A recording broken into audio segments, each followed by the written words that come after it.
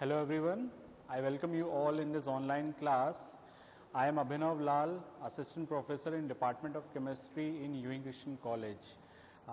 Today we will study about our last periodic property, that is electronegativity. In our previous lectures we have learned about three periodic properties, that is atomic size, ionization energy and electron gain enthalpy. And this electronegativity is our fourth periodic property which we will study in detail. अगर हम electronegativity को देखें और इनको अगर हम compare करें इसके पहले के दो प्रॉपर्टीज़ के साथ जो थे आयनाइजेशन एनर्जी और इलेक्ट्रॉन गेन एंथैल्पी, तो ये कैसे डिफरेंट हैं. तो अगर हम आयनाइजेशन एनर्जी और इलेक्ट्रॉन गेन एंथैल्पी की बात करते हैं तो वहाँ पर एनर्जी का टर्म आता है, वहाँ पर एनर्जी कैलकुलेशन होता है. हम कोई भी अगर हमें किसी एटम के लिए आयनाइजेशन एनर्जी हम कह रहे हैं तो हम वहाँ पर कोई वैल्यू देते हैं, एनर्जी की कोई वैल्यू देते हैं इन टर्म्स ऑफ किलोजूल पर मोल और इलेक्ट्रॉन वोल्ट या कोई दूसरे यूनिट के फॉर्म पे. बट हम जब इलेक्ट्रोनेगेटिविटी की बात करते हैं तो electronegativity is more of theoretical comparative property. हम एटम की प्रॉपर्टीज़ को कंपेयर करते हैं, एक एटम की प्रॉपर्टी इलेक्ट्रोनेगेटिव प्रॉपर्टी को दूसरे एटम से कंपेयर करते हैं और उसके बाद कि वो थ्योरेटिकली हम उसको यूज़ करते हैं टू डिटरमाइन और to explain certain properties. Electronegativity जो टर्म है या फिर हम ये कह सकते हैं ये जो प्रॉपर्टी है इसे सबसे पहले डिटेल में पॉलिंग ने एक्सप्लेन किया था. और जो पॉलिंग ने जो इसका डेफिनेशन दिया या जो एक्सप्लेन किया उसमें जाने से पहले मैं एक कंडीशन बताना चाहता हूँ कि इसके पहले जो हमने आयनाइजेशन एनर्जी पढ़ा और इलेक्ट्रॉन गेन एंथैल्पी पढ़ा उसमें हम इंडिविजुअल एटम की बात करते थे. अगर आप लोगों को डेफिनेशन याद होगा वहाँ पे हम बोलते थे आइसोलेटेड गैसियस एटम, चाहे आयनाइजेशन एनर्जी की बात हो या इलेक्ट्रॉन गेन एंथैल्पी की. बट यहाँ पर इलेक्ट्रोनेगेटिविटी समझने के लिए हमें एटम आइसोलेटेड फॉर्म में नहीं चाहिए. हम इलेक्ट्रोनेगेटिविटी तब तक नहीं समझ सकते जब तक कोई एटम बॉन्ड नहीं बना लिया हो. अब वो बॉन्ड चाहे आयनिक बॉन्ड हो या कोवेलेंट बॉन्ड हो, बट इलेक्ट्रोनेगेटिविटी समझने के लिए हमें मॉलिक्यूल की ज़रूरत होती है, तभी हम इलेक्ट्रोनेगेटिविटी को एक्सप्लेन कर सकते हैं किसी एटम के लिए. Now what is electronegativity? Electronegativity in simple words, electronegativity is a tendency to attract shared pair of electrons. It is a tendency to attract or property to attract shared pair of electrons. और अगर हम polling के term में कहें according to Pauling, तो according to Pauling electronegativity is the power of an atom to attract electron to itself. अब यहां पे एक इंपॉर्टेंट डिफरेंस है इलेक्ट्रॉन गेन एंथैल्पी और इलेक्ट्रोनेगेटिविटी में.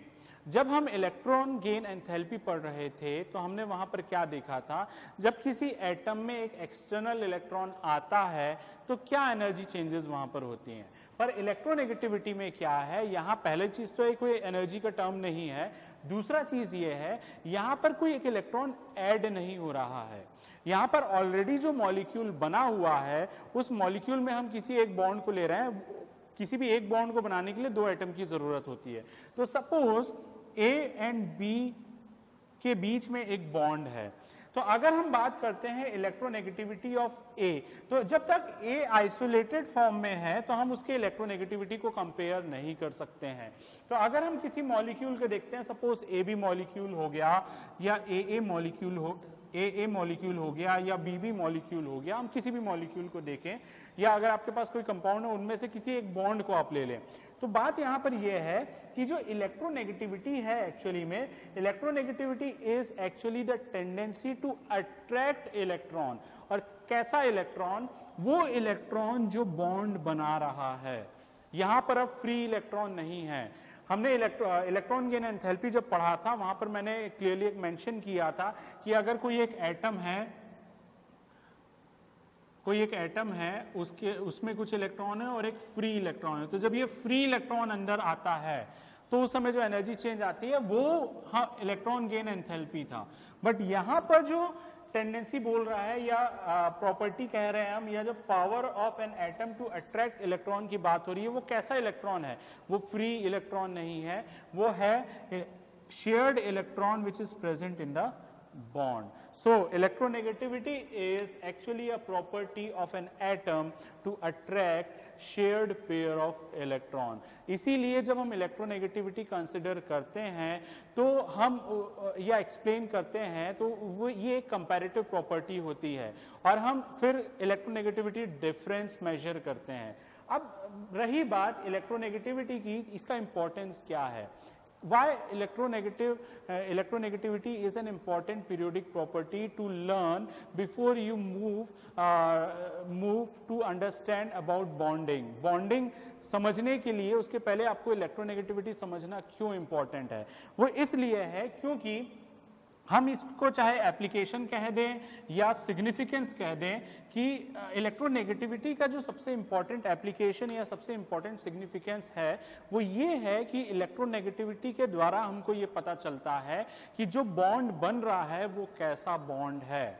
तो यहां पर हम देखते हैं सिग्निफिकेंस ऑफ इलेक्ट्रोनेगेटिविटी या एप्लीकेशन आप कह सकते हैं या इंपॉर्टेंस कह सकते हैं। तो इससे हमको पता चलता है टाइप ऑफ बॉन्ड। हमको क्या पता चलता है? टाइप ऑफ बॉन्ड पता चलता है। कैसे पता चलता है? जैसे हमने देखा डेफिनेशन में, it is actually a property to attract shared pair of electrons. तो जब हम इलेक्ट्रोनेगेटिविटी किसी एटम के लिए देख रहे हैं तो उसको किस कंडीशन में देख रहे हैं? हम उसको ऐसी कंडीशन में देख रहे हैं जब वो बॉन्ड बनाया हुआ है। तो जब हम टाइप ऑफ बॉन्ड देखते हैं तो मेजरली दो टाइप के बॉन्ड होते हैं, एक कोवेलेंट बॉन्ड होता है और एक पोलर बॉन्ड होता है। तो जब हमको इनको समझना है, हम दोनों को रिलेट करना है, तो यहाँ एक टर्म आता है जिसको हम कहते हैं इलेक्ट्रोनेगेटिविटी डिफरेंस।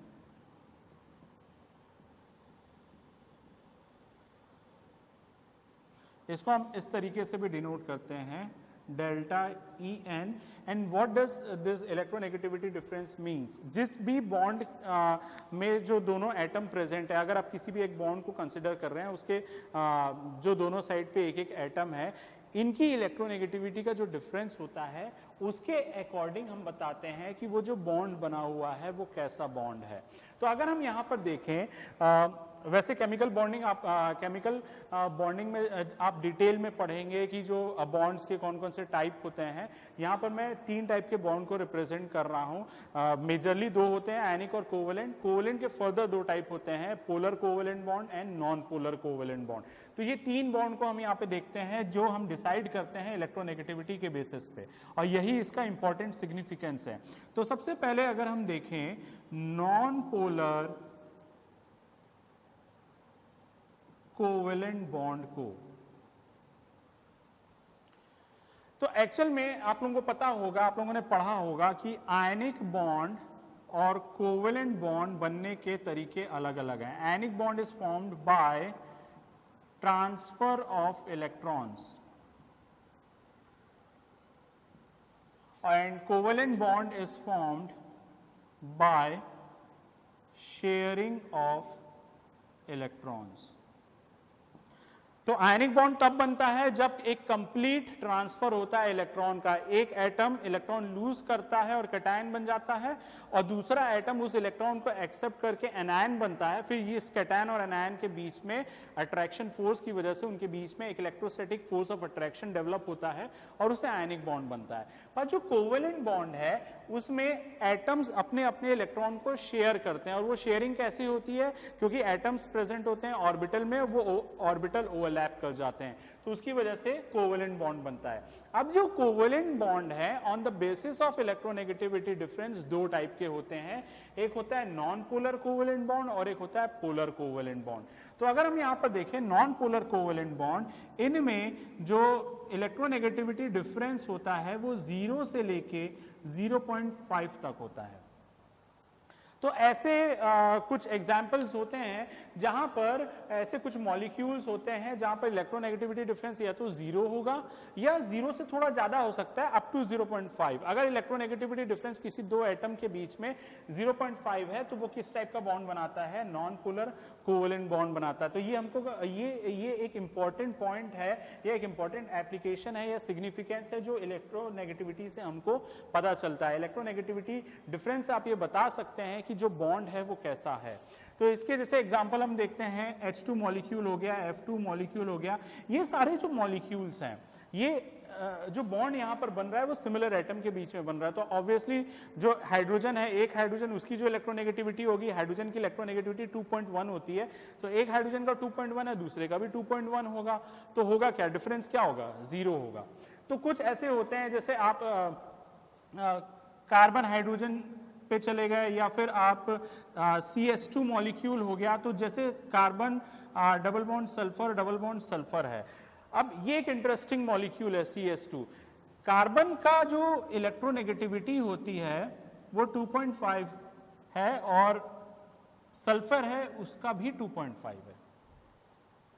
कार्बन का जो इलेक्ट्रोनेगेटिविटी है, वैल्यू है, ये हम थोड़ा डिटेल में और देखेंगे टेबुलर फॉर्म में कैसे ये आया, कैसे हम डिटरमाइन करते हैं, कौन कौन से ऐसे मेथड है जिससे हम इलेक्ट्रोनेगेटिविटी डिटरमाइन करते हैं। अभी मैं यहाँ पर वैल्यू बता रहा हूँ, इसको आप लोग देखिए। CH2 जो एक मॉलिक्यूल, एक बहुत इंटरेस्टिंग मॉलिक्यूल है। अगर हम देखते हैं कि कोई मॉलिक्यूल हेटेरो एटम से बना हुआ है, हेटेरो एटम मतलब डिफरेंट एटम, तो वहां पर इलेक्ट्रोनेगेटिविटी डिफरेंस कभी भी 0 नहीं होगा। पर इंटरेस्टिंगली कार्बन और सल्फर दोनों की इलेक्ट्रोनेगेटिविटी जो होती है वो 2.5 होती है। तो जब हम यहाँ पर किसी एक बॉन्ड का डिफरेंस देखेंगे तो यहाँ पर जो डिफरेंस आता है वो 0 आता है, इसीलिए इसको काउंट किया जाता है नॉन पोलर कोवेलेंट बॉन्ड में। अब जैसे मैंने CH का एग्जांपल लिया, कार्बन का होता है 2.5 और हाइड्रोजन का होता है 2.1। अगर आप इलेक्ट्रोनेगेटिविटी डिफरेंस निकालो तो ये आएगा 0.4। तो जो कार्बन हाइड्रोजन बॉन्ड है वो actually non polar covalent bond होगा। ठीक है, अब अगर हम दूसरे एग्जाम्पल देखना चाहें, अब हम देखते हैं पोलर कोवेलेंट बॉन्ड्स क्या होते हैं।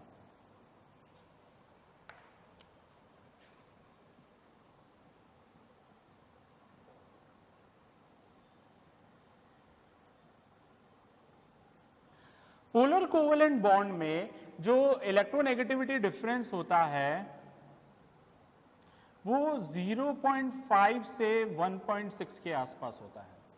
0.5 से 1.6 के आसपास होता है। जैसे कुछ एग्जांपल्स अगर हम देखें, OH बॉन्ड है, OH बॉन्ड 1.4 होता है।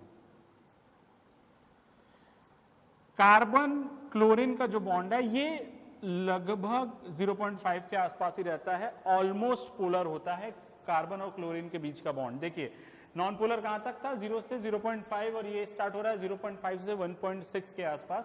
तो जो ये होता है कार्बन क्लोरीन का जो बॉन्ड है वो 0.5, तो ऑलमोस्ट पोलर होता है ये। और इसके अलावा से हाइड्रोजन फ्लोराइड है, इसका होता है 1.9 के आसपास। ठीक है, अब ऐसे जहां पे भी इलेक्ट्रोनेगेटिविटी डिफरेंस 0.5 से 1.6 आती है तो वो होता है पोलर कोवेलेंट बॉन्ड। अब आप ये कह सकते हैं कि यहां पर तो ये 1.9 आ रहा है और ये इस रेंज के बाहर है, तो हमने इसको यहां पर क्यों इंक्लूड किया है? तो ये पहले हम आयनिक का केस देख लेते हैं, उसके बाद हम आते हैं कि हमने क्यों इसको इंक्लूड किया है। तीसरा जो टाइप का बॉन्ड है वो है आयनिक बॉन्ड। आयनिक बॉन्ड में जो इलेक्ट्रोनेगेटिविटी डिफरेंस है it should be greater than 2 से ऊपर जितने इलेक्ट्रोनेगेटिविटी डिफरेंस वाले बॉन्ड होंगे वो सारे के सारे आयनिक बॉन्ड बनाते हैं। जैसे NaCl हो गया, MgCl2 है, ये सारे के सारे क्या बनाते हैं? आयनिक बॉन्ड बनाते हैं। अब रही बात, यहां पर एक डिफरेंस है जो हमने एक रेंज देखा। रेंज हमने क्या देखा कि अगर 0 से 0.5 था तो नॉन पोलर कोवेलेंट था, फिर 0.5 से 1.6 था तो पोलर कोवेलेंट हुआ, और अगर 2.0 से बियॉन्ड जितने हैं वो सारे क्या हैं, आयनिक बॉन्ड हैं। तो अब यहां पे बात आती है कि ये जो बीच में गैप बना है 1.6 से 2 के बीच के, ये क्या कहलाएंगे? जो एक केस यहां पर हाइड्रोजन फ्लोराइड के लिए आया है, ये क्या कहलाएंगे? तो इसके लिए एक कंडीशन है, वो कंडीशन मैं यहां नीचे लिख रहा हूं, फॉर 1.6 इलेक्ट्रोनेगेटिविटी डिफरेंस 1.6 to 2.0, अगर दो केस हैं, case 1, if both the atoms are non-metal, then bond is called polar covalent. क्या है? अगर कुछ ऐसे मॉलिक्यूल हैं जहां पर कुछ बॉन्ड बन रहा है जिसमें इलेक्ट्रोनेगेटिविटी डिफरेंस 1.6 से 2 के बीच में आ रहा है और दोनों एटम क्या है, नॉन मेटल्स हैं, जैसे ये एग्जांपल था, HF है, H भी नॉन मेटल है, फ्लोरीन भी नॉन मेटल है, तब वो क्या कहलाएंगे, पोलर कोवेलेंट बॉन्ड। और दूसरा केस आता है, if any metal is involved, अगर कोई मेटल यहां इन्वॉल्व होता है तब वो कहलाएगा आयनिक बॉन्ड। कुछ ऐसे आयनिक कंपाउंड्स होते हैं जिनमें दो एटम के बीच की इलेक्ट्रोनेगेटिविटी डिफरेंस 2 से थोड़ी कम होती है, 1.8 1.9 के आसपास होता है, तो उनको अगर उसमें मेटल इन्वॉल्व है, एक एटम अगर मेटल है, तब हम उसको पोलर कोवेलेंट नहीं कहेंगे, हम उसको क्या कहेंगे, आयनिक बॉन्ड कहेंगे। तो ये इंपॉर्टेंस है इलेक्ट्रोनेगेटिविटी के प्रॉपर्टी का, क्योंकि जब आप एटॉमिक स्ट्रक्चर से प्रोसीड करते हैं, एटम से जब आप मॉलिक्यूल की तरफ जाते हैं, तो एटम मॉलिक्यूल में तभी कन्वर्ट होता है जब वो बॉन्ड बनाता है, और जब वो बॉन्ड बना रहा है तो किस टाइप का बॉन्ड बनना चाहिए वो कौन डिसाइड कर रहा है, वो ये इलेक्ट्रोनेगेटिविटी से हमें पता चलता है। इसीलिए ये एक बहुत इंपॉर्टेंट पीरियोडिक प्रॉपर्टी है और इसको समझना और इनकी वैल्यूज को याद रखना बहुत जरूरी है। अब एक और चीज यहां पर यह है कि ये एक तरीके से थ्योरेटिकल कंपैरिजन होता है और यहां पर इनकी वैल्यूज को हम कुछ इक्वेशन से, कुछ दूसरे पीरियोडिक प्रॉपर्टीज की वैल्यूज को लेकर या कुछ दूसरे नॉर्मल प्रॉपर्टीज की वैल्यूज को लेकर हम इलेक्ट्रोनेगेटिविटी की वैल्यू डिटरमाइन करते हैं। और मोस्टली इलेक्ट्रोनेगेटिविटी की जो वैल्यूज होती हैं वो एक कंपैरेटिव वैल्यूज होती हैं। Now let us move on to study determination of electronegativity. हम कैसे इलेक्ट्रोनेगेटिविटी डिटरमाइन करते हैं। अब क्योंकि इलेक्ट्रोनेगेटिविटी जो प्रॉपर्टी है वो तब हम देख सकते हैं जब कोई एटम किसी दूसरे एटम के साथ बॉन्ड बनाता है, तो यहाँ पर हम देखते हैं कुछ ऐसे मैथमेटिकल रिलेशंस हैं, कुछ साइंटिस्ट ने डिफरेंट मैथमेटिकल रिलेशंस दिए हुए हैं by using different properties to determine the value of electronegativity. उसमें सबसे जो इम्पॉर्टेंट है और जो सबसे ब्रॉडली यूज होता है वो है पॉलिंग्स स्केल, और उसको हम कहते हैं Pauling electronegativity according to Pauling. अब पॉलिंग इलेक्ट्रोनेगेटिविटी या पॉलिंग स्केल आने के पीछे क्या रीजन था, किस बेसिस पे ये स्केल आया या किस बेसिस पे ये एक्सप्लेनेशन या जो इक्वेशन दिया गया, इसको हम समझेंगे अभी। जो इक्वेशन दिया गया वो किस बेसिस पे दिया गया। So when valence bond theory was proposed, polling का भी उसमें कंट्रीब्यूशन था। ही ऑब्जर्व्ड दैट कि जब कोई कोवेलेंट बॉन्ड हेटेरो एटम को लेकर बनता है, क्योंकि कोवेलेंट बॉन्ड दो तरीके से बन सकते हैं, या तो सिमिलर एटम के साथ बन सकता है या हेटेरो एटम के साथ बन सकता है, ठीक है। तो पॉलिंग ने ये ऑब्जर्व किया कि जब कोई कोवेलेंट बॉन्ड हेटेरो एटम के बीच में बन रहा है तो वहां पर स्टेबिलिटी ज्यादा है in comparison to homodiatomic molecules. तो he tried to find out what is the reason behind that, and he observed that कि ये जो डिफरेंस आ रहा था कि जब हेटेरो एटम आपस में कोवेलेंट बॉन्ड बना रहे हैं तो उनमें स्टेबिलिटी आ रही है वो किस वजह से आ रही है, वो आ रहा है due to certain amount of ionic nature या पोलराइजिंग नेचर या पोलैरिटी की वजह से। अब वो पोलैरिटी जो था वो किस वजह से आ रहा था, पोलैरिटी आ रहा था due to difference in electronegativity between the two atoms. हमको ये पता है कि कोई भी अगर एक एटम है तो वो उस इंडिविजुअल एटम की अपनी एक आइडेंटिटी होती है। और बार बार मैंने इस बात को कहा है कि जब हम एटॉमिक साइज की बात कर रहे थे और जब हमने डिस्कस किया ionisation energy, electron gain, enthalpy, तो कोई भी अगर एटम है, अगर आप किसी एटम को ले रहे हैं उसकी अपनी एक इंडिविजुअल आइडेंटिटी है, क्योंकि उसमें एक स्पेसिफिक नंबर ऑफ इलेक्ट्रॉन है और अब उसमें जो इलेक्ट्रॉन निकलना हो या इलेक्ट्रॉन आना हो वो उस number of electron and electronic configuration पे डिपेंड करता है। जैसे हमने सबसे फर्स्ट क्लास में जब इंट्रोडक्शन ऑफ पीरियोडिक प्रॉपर्टीज पढ़ रहे थे वहां पे हमने देखा था कॉज ऑफ पीरियोडिसिटी, क्यों पीरियोडिसिटी होता है, तो वो उसका रीजन था due to specific type of electronic configuration in an atom. और अगर वो इलेक्ट्रॉनिक कॉन्फ़िगरेशन एक सर्टेन टाइम के बाद रिपीट होता है तो वो प्रॉपर्टी रिपीट होती है। तो जो बेसिक्स जो है वो ये है कि जो इलेक्ट्रॉनिक कॉन्फ़िगरेशन है या जो प्रेजेंस ऑफ इलेक्ट्रॉन है, specific number of electron in an atom, वो डिसाइड करता है कि उसका नेचर कैसे होना चाहिए। इसीलिए जब हम इलेक्ट्रोनेगेटिविटी भी बात कर रहे हैं तो किसी दो एटम की इलेक्ट्रोनेगेटिविटी कभी भी सेम नहीं हो सकती। इसीलिए पॉलिंग ने जब ये ऑब्जर्व किया कि जब होमोडायटोमिक का केस था, जब ए के बीच में बॉन्ड बन रहा है कोवेलेंट बॉन्ड, या जब बी के बीच में जो बॉन्ड बन रहा है, तो उससे ज्यादा स्टेबिलिटी ए और बी के बीच में पाई गई। उसका रीजन ये था due to some ionic canonical forms. वो एक टर्म यूज किया गया जब आप बुक्स में या कहीं टेक्स्ट में आप पॉलिंग इलेक्ट्रोनेगेटिविटी के बारे में पढ़ेंगे तो वहां पर दिया गया है this extra stability is due to presence of ionic canonical forms।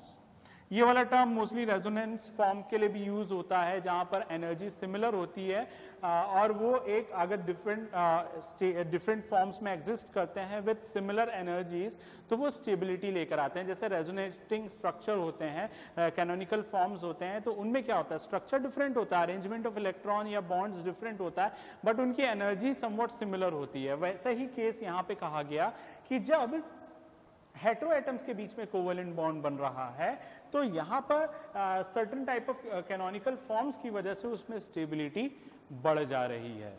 तो यहाँ पर हमने ये देखा कि जब हेटेरो एटम के बीच में ये जो कोवेलेंट बॉन्ड बन रहा है तो पॉलिंग ने ऑब्जर्व किया कि अगर हम इंडिविजुअली देखें या इनका एवरेज देखें, जैसे यहाँ पे एवरेज टर्म लिखा हुआ है इनके डिसोसिएशन एनर्जी का, तो स्टेबिलिटी इसकी ज्यादा आ रही थी। तो अब हम यहाँ पर देखते हैं पहले हम इसको इलैबोरेट करने से या समझने से पहले हम देख लेते हैं पॉलिंग स्केल के बारे में। पॉलिंग ने क्या किया, जो डिफरेंट एटम्स हैं उनको उनके डिफरेंट मॉलिक्यूल्स के हिसाब से उनकी इलेक्ट्रोनेगेटिविटी वैल्यूज कैलकुलेट की by using this formula, this equation, और उसका एक स्केल बना। और उस स्केल में हमेशा कभी भी कोई स्केल बनता है या किसी भी चीज किसी भी प्रॉपर्टी को लेकर आप डिफरेंट एटम्स को या कंपाउंड्स को अरेंज करते हैं तो वहां पर हम स्टैंडर्ड लेते हैं। तो पॉलिंग स्केल के लिए स्टैंडर्ड जो था वो था हाइड्रोजन एटम।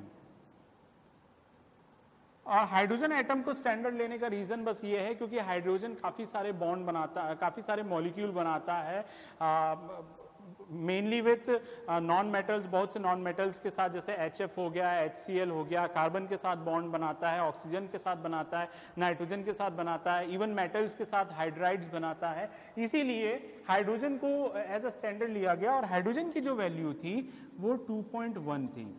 तो ये स्टैंडर्ड था और ये एक रेफरेंस पॉइंट है, एक सेंटर पॉइंट आप कह सकते हैं पॉलिंग स्केल में। अब इस पॉलिंग स्केल में on the basis of their electronegativity values उनको अरेंज किया गया, एक स्केल बनाया गया। तो जो लास्ट जो वैल्यू है इट इज फॉर फ्लोरीन। और हम जानते हैं पीरियोडिक टेबल में जो मोस्ट इलेक्ट्रोनेगेटिव एटम है वो फ्लोरीन है। इसकी वैल्यू एक्चुअली होती है 3.98, बट बहुत से बुक में या टेक्स्ट में आपको दिखेगा 4। ये अप्रॉक्सीमेट वैल्यू दिया होता है 4। और सबसे कम होता है सीजियम का, इट इज अराउंड 0.79 के आसपास। तो इन इनके बीच में सीजियम से हाइड्रोजन के बीच में डिफरेंट एटम्स होंगे, हाइड्रोजन से फ्लोरीन के बीच में डिफरेंट एटम्स होंगे। तो हमने यहाँ पर जस्ट मार्क किया उस स्केल को, रेफरेंस हाइड्रोजन है लेफ्ट हैंड, जो सबसे मिनिमम वैल्यू सीजियम की है 0.79 और सबसे ज्यादा वैल्यू फ्लोरीन की है। तो किसी भी एटम की वैल्यू फ्लोरीन से ज्यादा नहीं होगी और सीजियम से कम नहीं होगा। कुछ इंपॉर्टेंट कुछ कॉमन जो जैसे हैं सोडियम है, सोडियम का 0.8 होता है, पोटेशियम का 0.9 होता है। अभी हमने देखा कार्बन का 2.5 होता है, हाइड्रोजन का तो 2.1 है, ऑक्सीजन का होता है 3.5, क्लोरीन का होता है 3 के आसपास, नाइट्रोजन का भी होता है लगभग इसी के आसपास 3। तो ये कुछ इंपॉर्टेंट एटम्स हैं जिनकी इलेक्ट्रोनेगेटिविटी वैल्यूज है जो पॉलिंग स्केल के अकॉर्डिंग हम यहाँ पर देखते हैं। अब इस इक्वेशन को थोड़ा डिटेल में देखने से पहले एक चीज मैं यहाँ पर और बताना चाहूंगा कि जो हम यहाँ पर 3 एक्चुअल में मेथड्स ऑफ डिटर्मिनेशन देखेंगे। एक तो पहला ये पॉलिंग इलेक्ट्रोनेगेटिविटी है, इसके बाद मुलिकन स्केल भी देखेंगे या मुलिकन्स इलेक्ट्रोनेगेटिविटी देखेंगे, और एक है ऑलरेड-रोशु इलेक्ट्रोनेगेटिविटी। अगर हम तीनों को देखें तो उन तीनों में से ये डिफरेंट है Pauling electronegativity in terms of values. यहां पर एक्चुअल में पॉलिंग ने जो इलेक्ट्रोनेगेटिविटी की वैल्यूज दी हैं they are dimensionless values. Dimensionless का मतलब है इनका कोई यूनिट नहीं है, और वो कैसे यूनिट नहीं आया है क्योंकि हम यहाँ पर कुछ चीज कैलकुलेट कर रहे हैं तो यूनिट क्यों नहीं आएगा वो एक्सप्लेन करूंगा। पर इंपॉर्टेंट ये है कि इसके बाद के जो हम डिटर्मिनेशन मेथड्स पढ़ेंगे वहां पर इलेक्ट्रोनेगेटिविटी किसी वैल्यू के फॉर्म में प्रेजेंट होगा, मतलब यूनिट होगा कुछ ना कुछ। यहाँ पर जो मैंने वैल्यूज लिखा है 0.79 सीजियम के लिए, हाइड्रोजन के लिए 2.1, फ्लोरीन के लिए 3.98 या 4, ये डायमेंशनलेस वैल्यूज हैं। अब अगर हम यहां पर देखें तो ये तो है पॉलिंग स्केल के बारे में। अब अगर हम यहां देखें इस इक्वेशन के बारे में, तो जैसे हमने देखा कि पॉलिंग किस बेसिस पे पॉलिंग ने इलेक्ट्रोनेगेटिविटी को समझा या एक्सप्लेन करने की कोशिश की, तो वो ये था कि जब होमोडाइएटॉमिक मॉलिक्यूल्स थे, जब वो ब्रेक होकर हेटेरोडाइएटॉमिक मॉलिक्यूल बना रहे हैं, मतलब ये जो इक्वेशन लिखा हुआ है इसके लिए मैं रिएक्शन लिख सकता हूं A2 + B2 gives 2AB। तो एक्चुअल में हो क्या रहा है, AA बॉन्ड ब्रेक हो रहा है, 2 AA बॉन्ड ब्रेक हो रहे हैं, 2 BB बॉन्ड ब्रेक हो रहे हैं और 2 AB बॉन्ड बन रहे हैं। एक्चुअल में इस रिएक्शन को लेकर ये इक्वेशन बना है। तो यहां पर एक्चुअल में पॉलिंग ने इलेक्ट्रोनेगेटिविटी को एक्सप्लेन करने के लिए किस प्रॉपर्टी या किस फॉर्म ऑफ एनर्जी को यूज किया है, तो उन्होंने यूज किया है डिसोसिएशन एनर्जी को। ये जो आपको इक्वेशन में ED लिखा हुआ दिख रहा है दैट इज डिसोसिएशन एनर्जी। तो यहां पर और ये जो टर्म्स दिख रहे हैं ये इलेक्ट्रोनेगेटिविटी डिफरेंस है between A and B, that is equal to ये जो एक फैक्टर है जो मैं कह रहा था कि पॉलिंग ने इस फैक्टर को पॉलिंग ने यूज की, पॉलिंग ने जो स्केल दिया है उसमें जो वैल्यूज हैं वो डायमेंशनलेस है। तो एक्चुअल में जब आप एनर्जी का टर्म ले रहे हैं तो आपका जो वैल्यू आना चाहिए था वो या तो जूल पर मोल में आएगा या किलो जूल पर मोल में आएगा या कैलोरी पर मोल में आएगा या इलेक्ट्रॉन वोल्ट में आएगा, किसी ना किसी में आना चाहिए। सो टू मेक इट डायमेंशनलेस ये टर्म वहां पर इंट्रोड्यूस किया गया था, ये फैक्टर इंट्रोड्यूस किया गया to make the resultant value dimensionless. अब यहां पर अगर आप देखो तो ये जो दिया गया है EDAB, ये एक्चुअल में क्या है, dissociation energy of AB bond. EDAA क्या है, dissociation energy of AA bond, and ये वाला टर्म क्या है EDBB, this is dissociation energy of BB bond. तो with the help of dissociation energy ये इक्वेशन निकला और इसी इक्वेशन से इलेक्ट्रोनेगेटिविटी डिफरेंस कैलकुलेट किया गया by Pauling. Now the second method of determination of electronegativity is by Mulliken scale, और इसको हम मुलिकन इलेक्ट्रोनेगेटिविटी भी कहते हैं। अब जैसे पॉलिंग ने एक पर्टिकुलर एनर्जी को लेकर इलेक्ट्रोनेगेटिविटी को डिफाइन किया, वैसे ही मुलिकन ने भी दूसरे प्रॉपर्टी को लेकर, पर एक मेजर डिफरेंस है यहाँ पर पॉलिंग की इलेक्ट्रोनेगेटिविटी डिटर्मिनेशन में और मुलिकन के इलेक्ट्रोनेगेटिविटी डिफरेंस में। क्या मेजर डिफरेंस है? जब पॉलिंग के डिटर्मिनेशन में हम देख रहे थे, पॉलिंग के इलेक्ट्रोनेगेटिविटी डिटर्मिनेशन पे, तो हम वहाँ ये देख रहे थे कि दो डाइएटॉमिक मॉलिक्यूल्स मिलकर हेट्रोडाइएटॉमिक मॉलिक्यूल बना रहे थे और इनकी डिसोसिएशन एनर्जी के बेसिस पे हमने देखा था। पर जब हम यहाँ पर मुलिकन का केस देखते हैं तो Mulliken has actually given the value of electronegativity on the basis of ionisation energy and electron affinity value of an atom. यहां मैं बोल रहा हूं एटम, तो किसी इंडिविजुअल एटम के आयोनाइजेशन एनर्जी और इलेक्ट्रॉन एफिनिटी की वैल्यू को लेकर उसने इलेक्ट्रोनेगेटिविटी एक्सप्लेन किया। तो यहां पर जो डिटर्मिनेशन हुआ है ये एटॉम, आप कह सकते हैं मॉलिक्यूल बनने के पहले हुआ है या एटॉमिक लेवल पे हुआ है कि जब एटॉमिक फॉर्म में आपने डिटरमाइन किया आयनाइजेशन एनर्जी और इलेक्ट्रॉन एफिनिटी। तो आपको इस इक्वेशन के हिसाब से क्या समझ में आ रहा है? तो according to Mulliken, electronegativity is actually the average value of ionisation energy and electron affinity of an atom. अगर आपको ध्यान होगा आयनाइजेशन एनर्जी में होता क्या है? आयनाइजेशन एनर्जी में किसी एक न्यूट्रल एटम से इलेक्ट्रॉन लॉस होता है, तो जितने आसानी से वो इलेक्ट्रॉन लॉस होता है उतने कम अमाउंट ऑफ एनर्जी की जरूरत वहां पर होती है। और इलेक्ट्रॉन गेन एंथैल्पी में क्या होता है? कुछ अमाउंट ऑफ एनर्जी रिलीज होता है जब कोई एक इलेक्ट्रॉन अंदर की तरफ आता है। तो actually Mulliken has used both of this properties to explain electronegativity, क्योंकि इलेक्ट्रोनेगेटिविटी में इलेक्ट्रॉन को अट्रैक्ट करने की प्रॉपर्टी है, तो वो इलेक्ट्रॉन को अट्रैक्ट करने की प्रॉपर्टी है he has taken somewhat similar two electron affinity, कि क्या एटम इलेक्ट्रॉन को अट्रैक्ट कर पाएगा। उसके हिसाब से उन्होंने क्या किया? Electronegativity will be equal to ionisation energy plus electron affinity upon 2। अब एक और मेजर डिफरेंस पॉलिंग स्केल और मुलिकन स्केल में ये है, Pauling electronegativity was a relative value. Electronegative values are relative values, but Mulliken's electronegativity values are absolute values. ये बहुत important point है। कई बार अगर आप कोई कॉम्पिटिटिव एग्जाम के क्वेश्चंस देखें, मल्टीपल चॉइस क्वेश्चंस देखें, वहां पर ये क्वेश्चन पूछा जाता है कि इनमें से कौन से डिटर्मिनेशन, मेथड ऑफ डिटर्मिनेशन से हमको एब्सोल्यूट वैल्यू पता चलती है और किससे रिलेटिव पता चलती है। हम पॉलिंग के इलेक्ट्रोनेगेटिव वैल्यूज को रिलेटिव क्यों कह रहे हैं?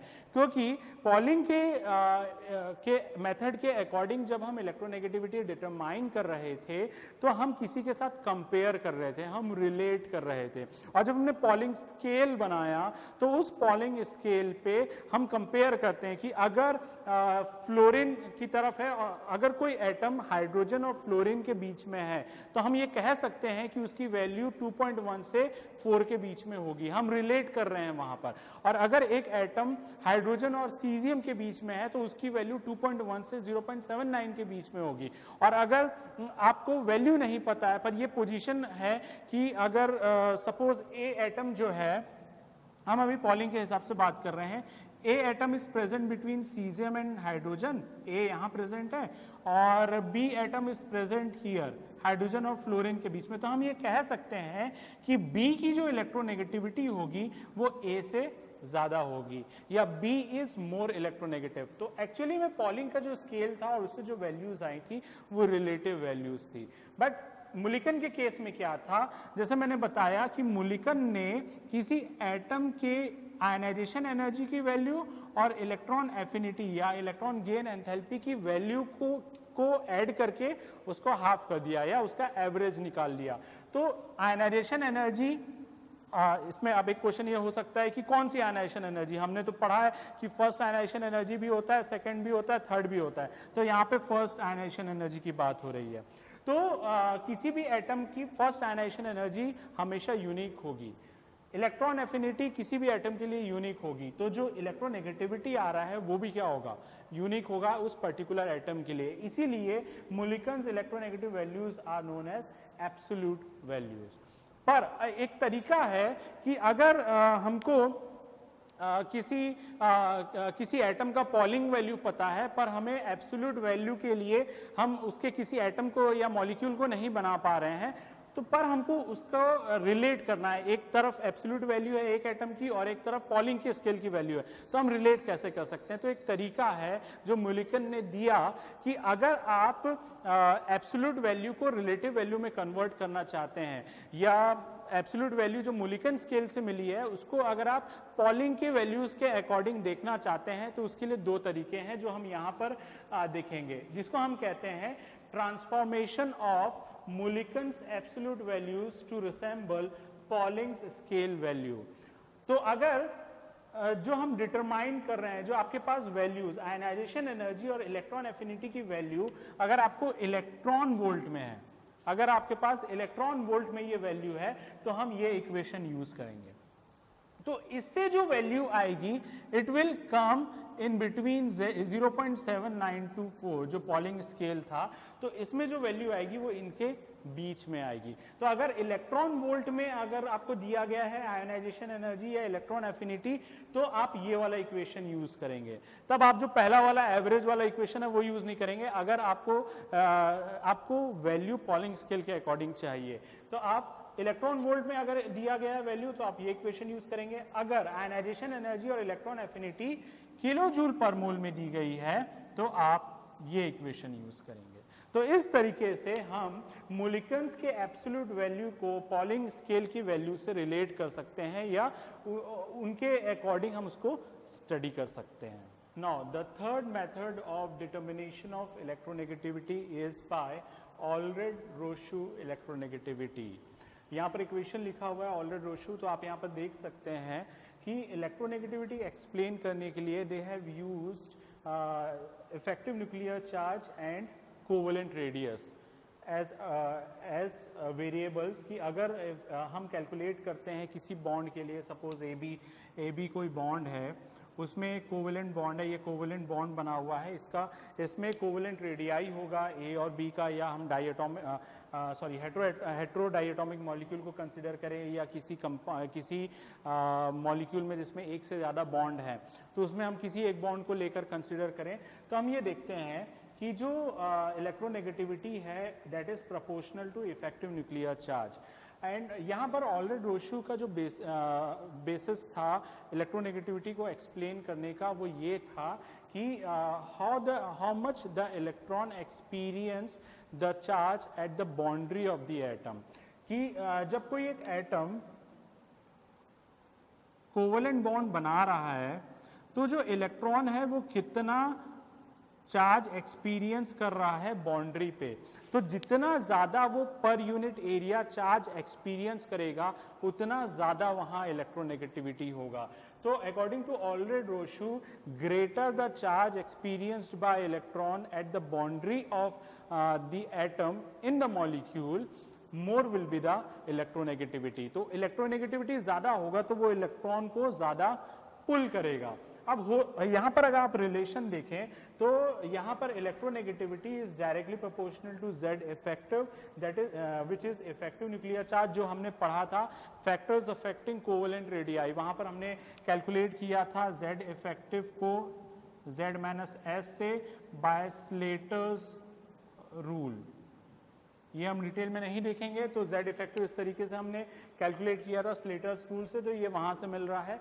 और ये जो R स्क्वायर दिया हुआ है, एक्चुअल में R covalent means covalent radii है, तो ये एक्चुअल में क्या है, R square covalent is actually, मैं ये नहीं कह रहा हूं it is equal to, but actually it is representing, it is proportional to surface area of atom in the molecule. जिस भी एटम के लिए आपको इलेक्ट्रोनेगेटिविटी देख रहे हैं उस एटम के सरफेस एरिया को वो समझाने के लिए आर स्क्वायर कोवेलेंट है, इट इज प्रोपोर्शनल, उसकी वैल्यू प्रोपोर्शनल आएगी। अगर ये ज्यादा होगा तो सरफेस एरिया वहां पर ज्यादा है। तो इस तरीके से ऑलरेड रोशू ने इलेक्ट्रोनेगेटिविटी को यहां पर एक्सप्लेन किया।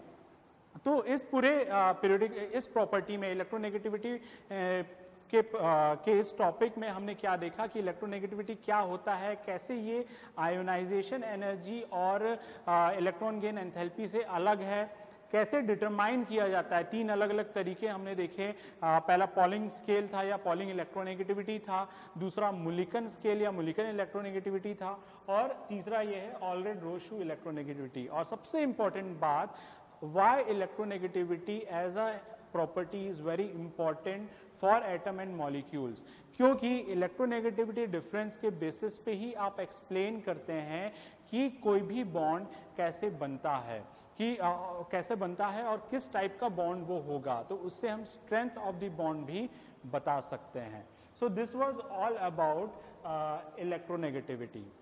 So now let us conclude this topic periodic properties। जो हमने 4 periodic properties पढ़ी, पहला था एटॉमिक साइज और एटॉमिक रेडियस, दूसरा हमने पढ़ा आयनाइजेशन एनर्जी, तीसरा इलेक्ट्रॉन गेन एंथैल्पी, और चौथा था इलेक्ट्रोनेगेटिविटी। हम यहाँ पर इसको कंक्लूड करते हैं by looking into the trend in a group and in a period in periodic table. हम इसे पीरियोडिक टेबल में ये चारों प्रॉपर्टी किसी ग्रुप में कैसे चेंज होती है और किसी पीरियड में कैसे चेंज होती है उसके अकॉर्डिंग हम देखते हैं। So let us take first any group. अगर हम ग्रुप देखते हैं तो it is the vertical column in periodic table. जैसे हमने ले लिया लिथियम, सोडियम, पोटेशियम, रुबीडियम और उसके बाद सीजियम, ग्रुप 1 के एलिमेंट्स हमने ले लिए।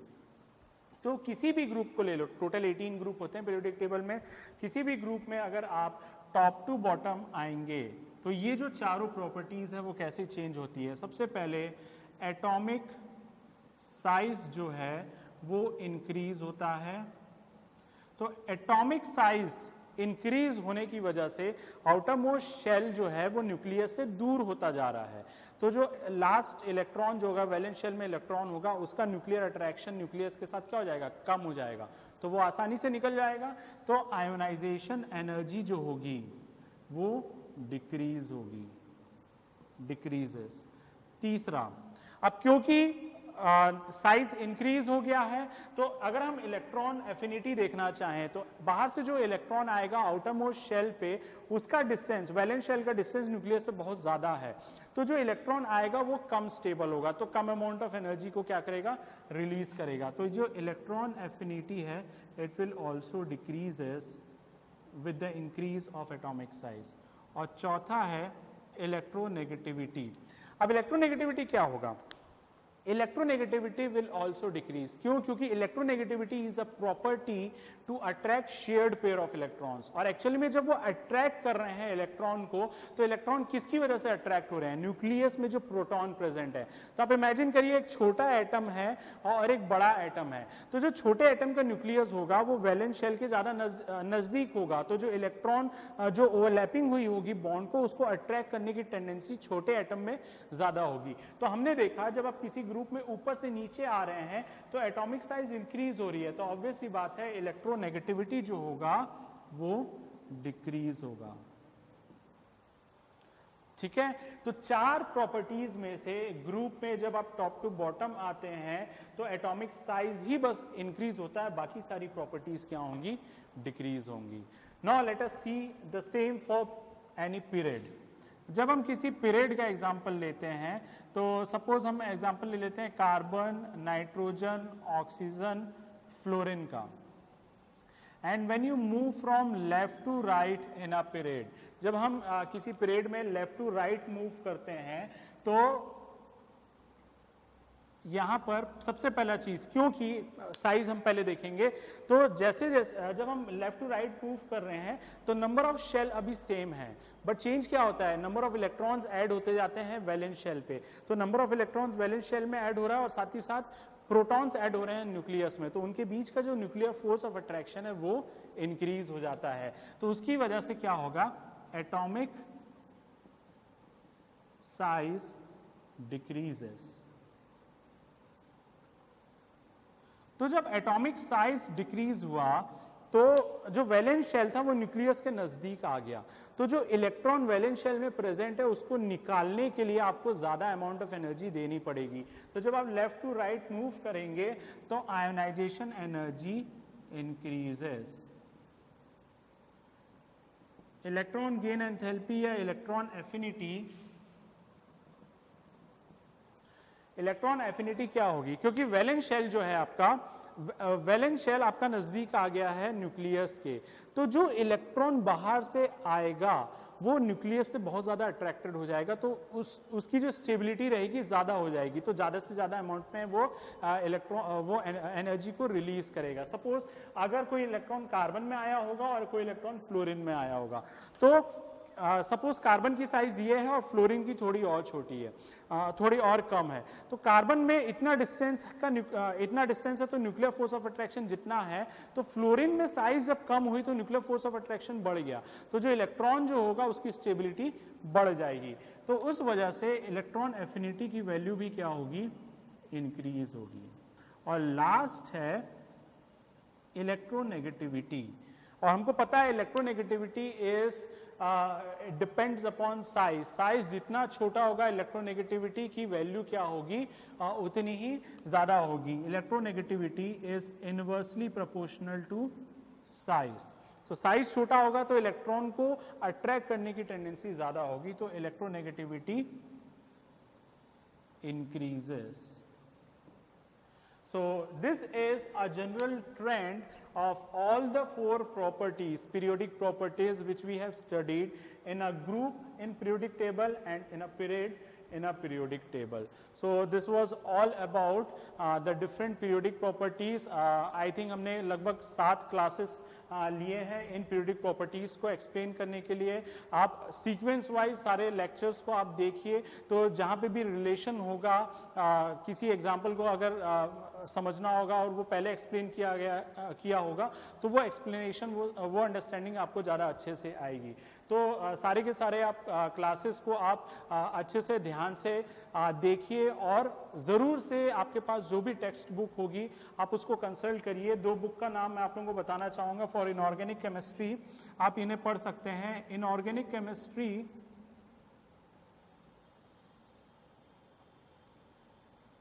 बाय पूरी शर्मा कालिया, और फॉरेन ऑथर में इनऑर्गेनिक कंसाइज